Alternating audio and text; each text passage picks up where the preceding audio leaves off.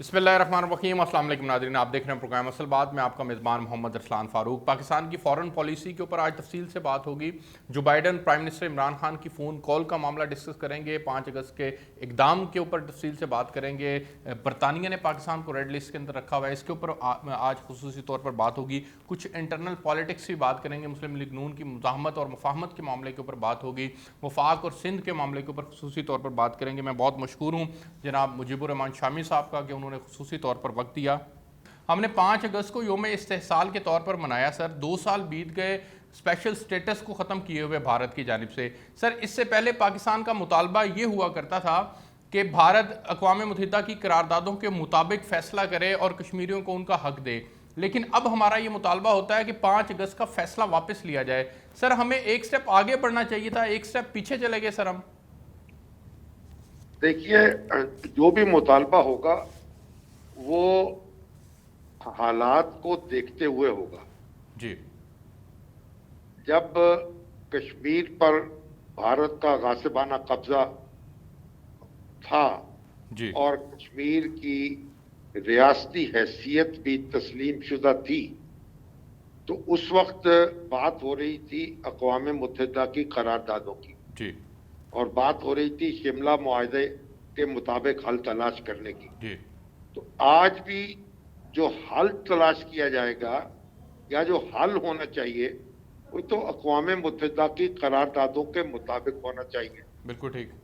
आज हम ये बात नहीं कह रहे कि 5 अगस्त की पोजीशन बहाल कर दी जाए तो मसला हल हो जाएगा। जी हम ये कह रहे हैं कि 5 अगस्त की पोजीशन बहाल की जाए, जी क्योंकि ये अक़वाम मुत्तहिदा की करारदादों की खिलाफ वर्जी है बिल्कुल ठीक। और ये शिमला मुआहदे की भी खिलाफ वर्जी है। जी जब वो पुरानी हैसियत कश्मीर की बहाल हो जाएगी तो उस वक्त फिर हम मुज़ाकरात का आगाज कर सकेंगे और मुस्तकबिल का रास्ता तलाश कर सकेंगे। सर 2 तो साल जी जी सर कंप्लीट ये करना जो है। बात कही जा रही है कि 5 अगस्त से पहले की पोजीशन बहाल की जाए, जी ये मुज़ाकरात के आगाज के लिए शर्त है, ये हल नहीं तजवीज़ किया जा रहा। नहीं बिल्कुल ये हल तजवीज़ नहीं है सर, लेकिन 5 अगस्त के की पोजीशन के ऊपर वापस लाने के लिए सर 2 साल तो बीत चुके। पाकिस्तान ने योम इस्तेहसाल के तौर पर मनाना भी शुरू कर दिया। कश्मीरी भी अपने तौर पर एहतजाज करते हैं, आज़ाद कश्मीर के अंदर भी एहतजाज हो रहा है। क्या सर ये काफ़ी है, ये स्ट्रेटजी आपके नज़दीक ठीक है, काफ़ी है सर ये? नहीं, ये काफी तो नहीं है।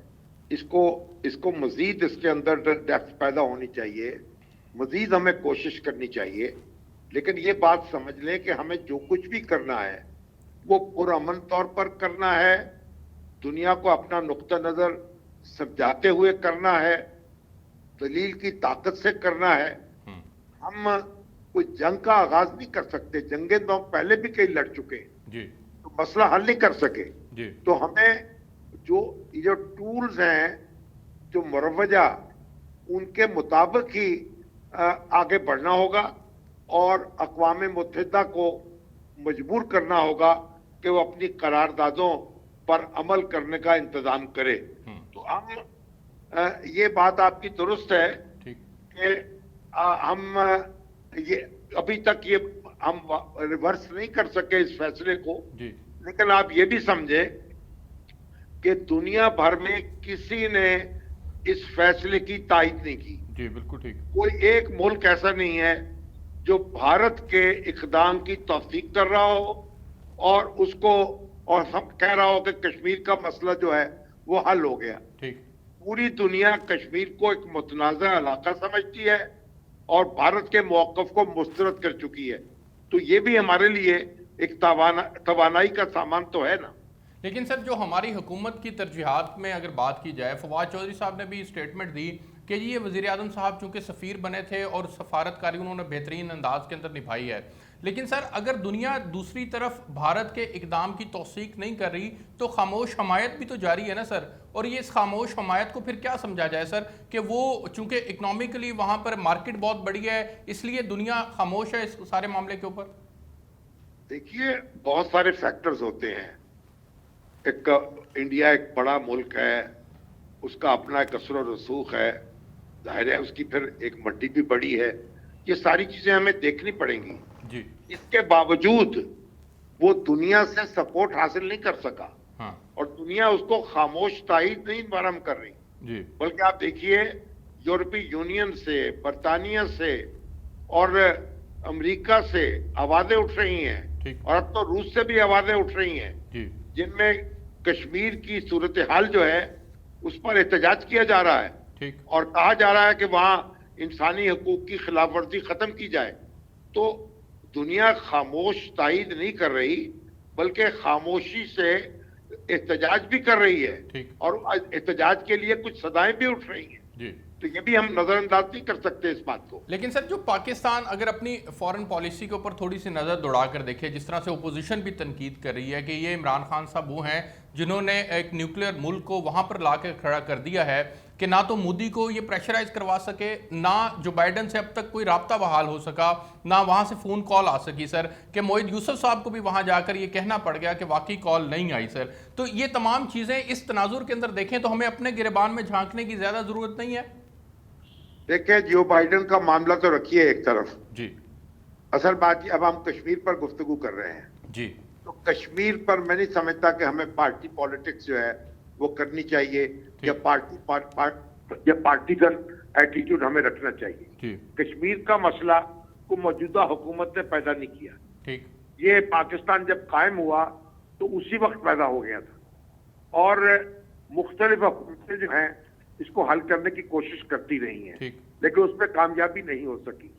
तो जो ये मसला जो है यानी इमरान खान ने पैदा नहीं किया, तो इसलिए हमें समझना चाहिए कि इसे हल करने की जो कोशिश है, मैं तो समझता हूँ सारी जमातों को मिलकर और एक स्ट्रेटेजी बनानी चाहिए, और इस पर पॉलिटिक्स नहीं करनी चाहिए। एक दूसरे को ताने देने की जरूरत नहीं है, एक दूसरे की ताकत बनने की जरूरत है।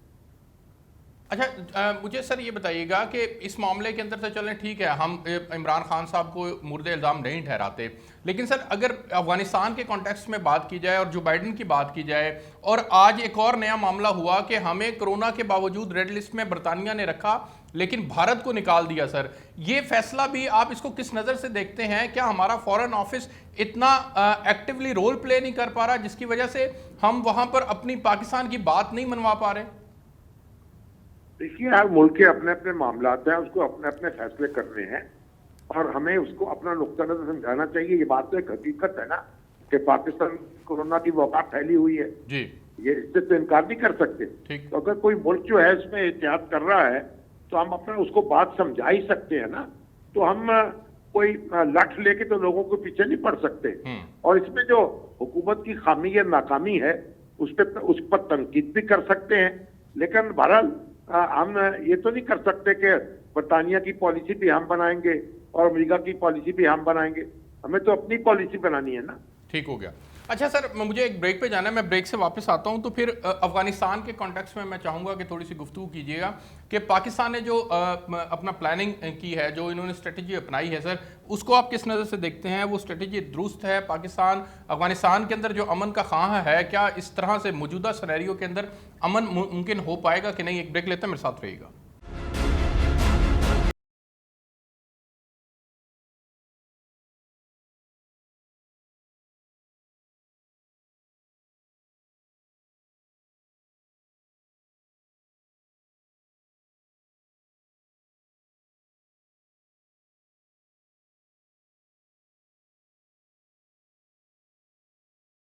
मुजीबुर रहमान शामी साहब आज मेरे मेहमान हैं। सर बहुत शुक्रिया आपके ख़ुसूसी वक्त के लिए। अफगानिस्तान के सिनेरियो के अंदर सर मैं जानना चाहूँगा कि पाकिस्तान की मौजूदा पॉलिसी आप समझते हैं कि ये बिल्कुल दुरुस्त पॉलिसी है, और अगर हम किसी भी ग्रुप की हमायत नहीं करेंगे तो उससे पाकिस्तान भी महफूज रह सकता है और अफगानिस्तान के अंदर अमन भी कायम हो सकता है?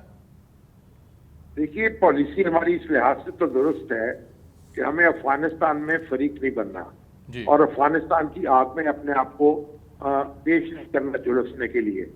तो हम जिस हद तक दूर रह सके हमें रहना चाहिए, और हमें पूरे सिद्दत दिल के साथ इस पॉलिसी पर अमल करना चाहिए। लेकिन अफगानिस्तान में जो हालात खराब होंगे, जो भी हुआ नजर आएगा, वो पाकिस्तान की को मुर्दे इल्जाम जरूर ठहराएगा, और अपनी नाकामियां जो है वो पाकिस्तान के सर पे थोपने की कोशिश करेगा।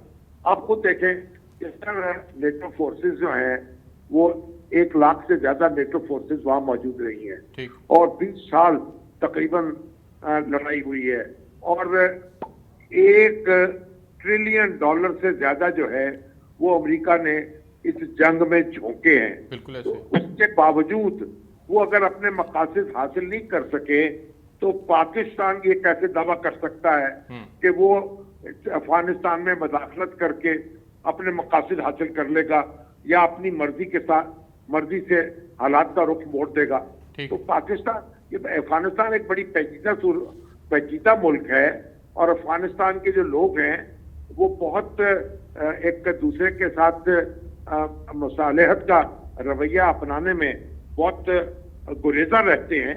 तो आप देखिए जब से ये सोवियत फौजें आई हैं जी। सन 89 में, उसके बाद से लेके आज तक अफगानिस्तान में आपस में इख्तलाफ रहा है, इत्तेहाद नहीं हो सका। ठीक। और इसी वजह से तालिबान बरसरे इक़्तिदार आए थे और इसी वजह से अब तालिबान जो हैं उनके लिए अब आगे बढ़ना मुश्किल हो रहा है और पीछे हटना भी मुश्किल हो रहा है। बिल्कुल ठीक। तो बुनियादी तौर पर अफगानों को ये बात समझनी चाहिए कि उनका ये मुल्क है, उन्हीं के लोग हैं, वो एक दूसरे के हम वतन हैं, एक दूसरे के साथ बैठें, मुआमला करें।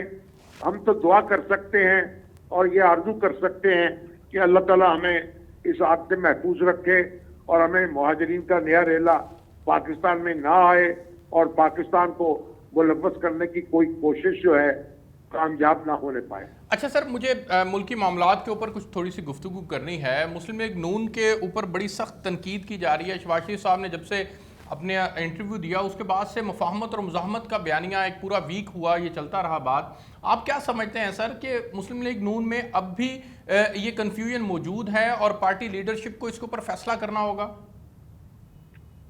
देखिए, कन्फ्यूजन तो अपनी जगह मौजूद है, लेकिन आप देख लें कि जो मुफाहमत की बात कर रहे हैं शहबाज शरीफ साहब, उनके खिलाफ एक नैब ने नई इंक्वायरी शुरू कर दी है। बिल्कुल शुरू हो गई है। और एक वो जो रियासत बहावलपुर में एक जमीन जो है वो जो उनके लोगों को दी गई, गैर कानूनी ट्रांसफर का मामला है जी, जो पार्क की वुसअत से वो जो थे इफेक्ट हो रहे थे, अब उसके ऊपर एक बेसरोपा इल्जाम लगा के अब एक नई इंक्वायरी शुरू की गई है। तो इसका मतलब ये है कि हुकूमत जो है वो तो शहबाज शरीफ साहब का ताक कर रही है और वो तो चाहती है कि उनको भी डिस्क्वालीफाई कर दिया जाए। तो मुफाहमत की बात तो वो कर रहे हैं, लेकिन मुफाहमत की ताली जो है वो 2 हाथों से बचती है। हुकूमत तो उस ताली पे जाती नजर नहीं आती। लेकिन सर मुफाहमत की जो वो बात करते हैं या जिस तरफ इशारा करते हैं उसमें हुकूमत आपके नजदीक फरीक है या वो किसी और को मैसेज दे रहे होते हैं? नहीं, मैसेज तो किसी और को दे रहे होते हैं, कायरात फरीक तो नहीं है ना। इस वक्त तो आप देखें सतह जमीन पर तो हुकूमत ही फरीक है और हुकूमत जो है वो शहबाज शरीफ साहब का काफिया तंग करना चाहती है। उसकी ख्वाहिश है कि इनको इलेक्शन से पहले डिस्क्वालीफाई करा दिया जाए। तो ये एक बड़ी सूरत हाल ऐसी है, लेकिन मुस्लिम लीग नून को ये समझना होगा ना कि उसको अपने जो सियासी हरीफ हैं उनके साथ ही मामला करना है ना। आप अगर एक ऐसे ही हवा में तीर चलाते रहेंगे और नजरी बहसों में उलझे रहेंगे तो फिर आपके लिए मुश्किलात पैदा होंगी। तो नजरी बहसों से गुरेजा होकर अमली सियासत को देखना चाहिए और जो ऑन ग्राउंड हकायक हैं उनका मुकाबला करना चाहिए। सर, इसमें कितनी हकीकत है कि चचा भतीजी की इस वक्त आपस के अंदर इख्तलाफात मौजूद हैं और हकीकत में ये अगले वजीर आजम के तयन के लिए दोनों ख्वाब देख रहे हैं सर? और इसको जिस तरह शेख रशीद साहब भी कहते हैं कि नून और शीन का मामला चल रहा है, आपको कोई अंदरूनी रिफ्ट नजर आ रहा है सर बयानिए से हटकर? देखिए, इख्तलाफ राय तो हो सकता है, लेकिन आप ये देखिए कि इस वक्त नवाज शरीफ साहब तो उम्र भर के लिए नाअहल हो चुके हैं जी। वो अगले इंतखाबात में हिस्सा नहीं ले सकते तावक्त के उनकी अपील जो है मंजूर ना हो जाए जी। और उनकी सजा खत्म ना हो जाए। खुद मोहतरमा जो है मरियम नवाज शरीफ वो भी डिस्क्वालीफाई हो चुकी हैं जी। उनको भी सजा मिली हुई है, तो वो भी अदालत में उनका मुकदमा भी जेर समाअत है उनकी। तो इसलिए इस वक्त तो आप देखें मरियम जो है वो कोई कैंडिडेट नहीं हो सकती वजारत उज़्मा की जी। ना वो कैंडिडेट हैं जी। तो इसका मतलब ये है कि मामला उस तरह नहीं है जिस तरह कई लोग हमें समझाने की कोशिश कर रहे हैं। यानी एक इख्तलाफ राय अपनी जगह मौजूद हो सकता है, ठीक। लेकिन जो वजारत उज़्मा का जो मंसब है उसके लिए अब तक के हालात तो यही है कि उसमें शहबाज शरीफ साहब भी मुस्लिम लीग नून के नामजद उम्मीदवार नजर आते हैं, इल्ला ये कि हुकूमत की कोशिश कामयाब हो और वो भी डिस्क्वालीफाई हो जाए। लेकिन सर ये जो नवाज शरीफ साहब और मरियम नवाज साहिबा का बयानिया है कि वो मुज़ाहमत के ज़रिए से मुफाहमत हासिल करना चाहते हैं और फिर उसका इक़्तिदार के हसूल की तरफ आगे बढ़ना चाहते हैं, आप क्या समझते हैं कि माजी के अंदर जितनी इनको सीटें मिली उसका नतीजा मुज़ाहमत की पॉलिटिक्स थी या फिर शहबाज शरीफ साहब वाला मुफाहमती बयानिया काम आया था? देखिए, जो सारे हालात हैं वो भी आपके सामने हैं जी। और मुस्लिम लीग नून की हुकूमत थी और वो हुकूमत जो है खत्म हुई, नवाज शरीफ साहब नाअहल हुए, उन पर मुकदमा चला, उस वक्त चला जब वो वजीर आजम थे। तो जिन जिन हालात से उनको गुजरना पड़ा है उससे मुस्लिम लीग नून को सबक हासिल करने की जरूरत है। तो मेरा ख्याल है कि इस वक्त देखिए, जब आप मैदान में आपके पास कोई दूसरा घोड़ा ही नहीं है और तो फिर आप इसमें इख्तलाफ राय की शिद्दत में इजाफा तो नहीं किया जा सकता। तो शहबाज शरीफ साहब जो हैं उनके अलावा इस वक्त कोई दूसरा आदमी नहीं है मुस्लिम लीग नून की सफों में जो मुस्लिम लीग नून को लीड कर सके या इलेक्शन की मुहिम चला सके या नया वजीर आजम के तौर पर जब नामजद किया जा सके। तो जब दूसरा कोई शख्स जो है वो है ही नहीं मैदान में, तो फिर हम बहस बाकी क्या करेंगे। सर क्या कोई माइनस नवाज शरीफ फार्मूले के ऊपर भी काम हो सकता है आइंदा आने वाले दिनों के अंदर? हालात इस करवट इस रुख जा सकते हैं सर? माइनस नवाज शरीफ या शहबाज शरीफ? Sir minus Nawaz Sharif sir, कि वो बिल्कुल नवाज शरीफ तो माइनस हो चुके हैं ना, इस लिहाज से कि वो इलेक्शन में हिस्सा नहीं ले सकेंगे। ठीक। और गुज़श्ता इलेक्शन में भी उन्होंने हिस्सा नहीं लिया था जी। और मरियम जो है, अगर जब तक उनका अपील उनकी मंजूर नहीं होती तो वो भी अगले इलेक्शन में हिस्सा नहीं ले सकेंगी जी। इसलिए उनकी नजर तो अगले इस इलेक्शन के बाद वाले इलेक्शन पे तो हो सकती है जी। जो आने वाला इलेक्शन है उसमें तो उनके लिए कोई कुशादगी नजर नहीं आ रही। ठीक। अच्छा सर, मुझे एक ब्रेक पे जाना है, मैं ब्रेक से वापस आता हूं तो मुख्तसरन 2-3 सवालात और आपसे करने हैं जिसमें सिंध का पर्टिकुलरली मामला है और फिर एक नूर मुकद्दम केस के ऊपर भी मुख्तसर बात करनी है। एक ब्रेक लेते हैं जी, ब्रेक से वापस आते हैं तो सीनियर सहाफ़ी तज्ज़ियाकार मुजीबुर रहमान शामी साहब आज हमारे साथ मौजूद हैं। एक ब्रेक लेते हैं।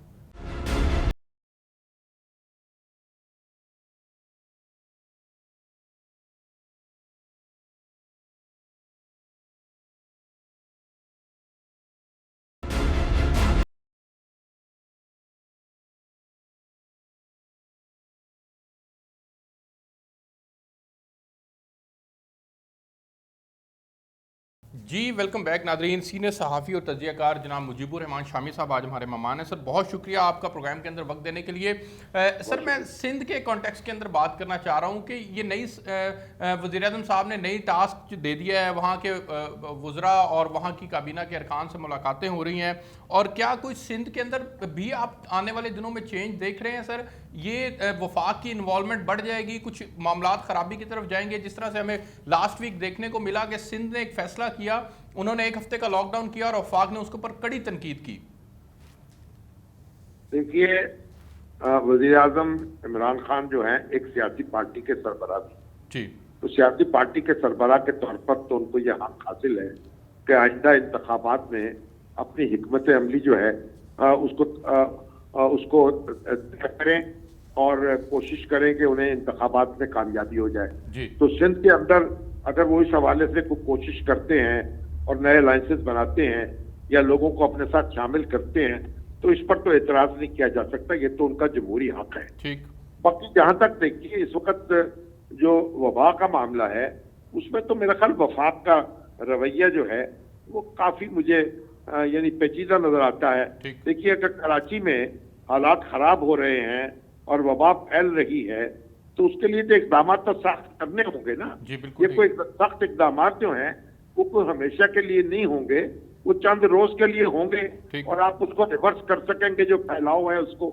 तो ये तब ये सियासत हो रही है इस पे और इमरान खान साहब जो हैं और उनकी हुकूमत और उनके वज़रा वो सियासत कर रहे हैं और कराची में एक सेंटीमेंट जो है उसकी हमायत करके ताजरों की और दुकानदारों की, तो वो अपने लिए जो स्पेस है उसमें इजाफा करने की कोशिश कर रहे हैं। तो ये एक अपनी सियासत है, लेकिन जो अपनी जगह ये हकीकत है कि कोरोना जो है उसके लिए सूबाई हुकूमत को हक हासिल है कि वो सख्त इक़दाम करें और उसका एतराज नहीं किया जाता। लेकिन सर जो सूबाई हुकूमत को वैक्सीन के एतबार से इक़दाम उठाने चाहिए थे, लोगों को वैक्सीनेट जल्द से जल्द किया जाना चाहिए था।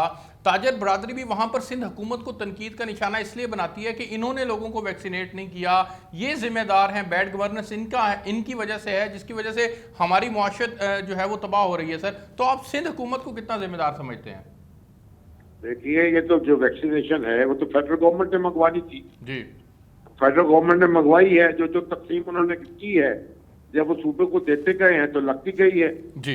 ये सूबों ने तो अपनी अपनी वैक्सीन मंगवाई नहीं है। और जो वैक्सीन की अवेलेबिलिटी थी या उसके हसूल का जो तरीका था वो तो वफाकी हुकूमत की जिम्मेदारी थी। जितनी वैक्सीन उन्होंने दी उन्होंने लगवा दी। अब अगर आप देखिए कि आपके पास वैक्सीन नहीं है और आपने तो अब आके ये जोर देना शुरू किया है, तो एक अर्सा तो ऐसा हुआ कि हमारे पास वैक्सीन ही नहीं थी, तो इसलिए पंजाब में भी आप देखिए तो सारे लोगों को तो नहीं लग गई। फ्रंटियर केपीके में देखिए सब लोगों को तो नहीं लग गई। 25% आबादी को क्लेम किया जा रहा है कि लग चुकी है मुख्तलिफ शहरों के अंदर। 25% आबादी को मुख्तलिफ शहरों में जी। शहरों के हमारे अब देखना चाहिए ना, फेडरल गवर्नमेंट बताए कि उसने कितनी वैक्सीन सिंध को दी थी और कितनी उन्होंने लगा दी है। अगर जितनी वैक्सीन उनको दी थी अगर उतनी ही नहीं है तो फिर इसमें आप इतराज कैसे कर सकते हैं? बिल्कुल ठीक है। अच्छा सर, मुझे एक और सवाल की जानिब बढ़ना है जो बड़ा अहम सवाल है कि इलेक्ट्रॉनिक वोटिंग मशीन के मामले के ऊपर अगर शहबाज शरीफ साहब ने मुफाहमत की बात की है तो शेख रशीद साहब ने भी फौरन कह दिया कि ठीक है जी, मुफाहमत करें, आए बिस्मिल्लाह पढ़ते हैं, ईवीएम के ऊपर बात करते हैं। आप समझते हैं सर कि इलेक्ट्रॉनिक वोटिंग मशीन के मामले में हुकूमत संजीदा है और हुकूमत वाकई चाहती है कि धांधली का रास्ता रोका जाए, गैर जमहूरी ताकतों की मुदाफियत को रोका जाए, और अपोजिशन संजीदा नहीं ले रही? जो भी काम करना है मिल बैठ के करना होगा जी। अपोजिशन और हुकूमत मिलके काम करेंगे तभी उसका नतीजा अच्छा निकलेगा। वो करना ये एक और महाजराई हो जाएगी और एक इख्तलाफ और पैदा होगा और नया तनाज़ा शुरू हो जाएगा। तनाज़े शुरू करने से गुरेज करना चाहिए, तनाज़े कम किए जाएं बल्कि खत्म किए जाएं तो ये बेहतर होगा। सर क्या ईवीएम से धांधली का रास्ता रुक सकता है? सर बात बड़ा पेचीदा मामला है, इसका इस्तेमाल कैसे होगा, लोगों की तरबियत कैसी होगी, इलेक्शन कमीशन का अमला कैसे आप उसकी तरबियत करेंगे, ये सारी बातें इसमें गौर तलब हैं। एक दिन में आप इसे नहीं इस्तेमाल कर सकते, ना ही इतने बड़े पैमाने पर इसका एहतमाम कर सकते हैं। सर एक आखिरी सवाल सर, नूर मुकद्दम केस के हवाले से सर इस्लामाबाद के अंदर ये बड़ा दर्दनाक वाकया पेश आया सर, इसके ऊपर सर ओवरऑल अगर हम पिक्चर उठा के देखें तो हमारी क्या मुआशरती जिम्मेदारियां बनती हैं सर? वालिदैन की जमानत मंसूख कर दी गई इस बुनियाद पर कि वो भी किसी वजह से उसमें इन्वॉल्व थे।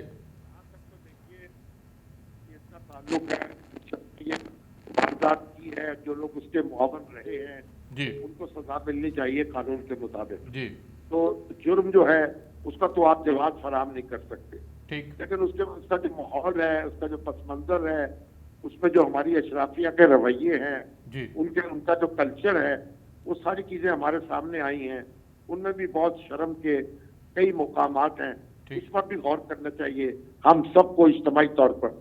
लेकिन जो वारदात है वो बजाते खुद काबिल मजम्मत है, इस बारे में कोई दो राय नहीं हो। अपनी औलाद पे नजर रखें, अपने बच्चों पे नजर रख लें, अपने बेटों पर, अपनी बेटियों पर, उनके मशागल पर, उनके तरीकों पर नजर रखें, ये उनकी जिम्मेदारी है। लेकिन बहरहाल जो मुजरम है वो मुजरम है, मैं कोई जवाब फराहम नहीं करना चाहता उसको इस तरह की गुफ्तगू करके। शामी साहब बहुत शुक्रिया, आपने खुसूसी तौर पर वक्त दिया। नाज़रीन आपने प्रोग्राम देखा, शामी साहब से हमने मुल्क की हालात के ऊपर तफसीलन गुफ्तगू की। मुझे इजाज़त दीजिए, आपसे कल एक नए मौजू के साथ मुलाकात होगी, तब तक के लिए अल्लाह हाफ़िज़।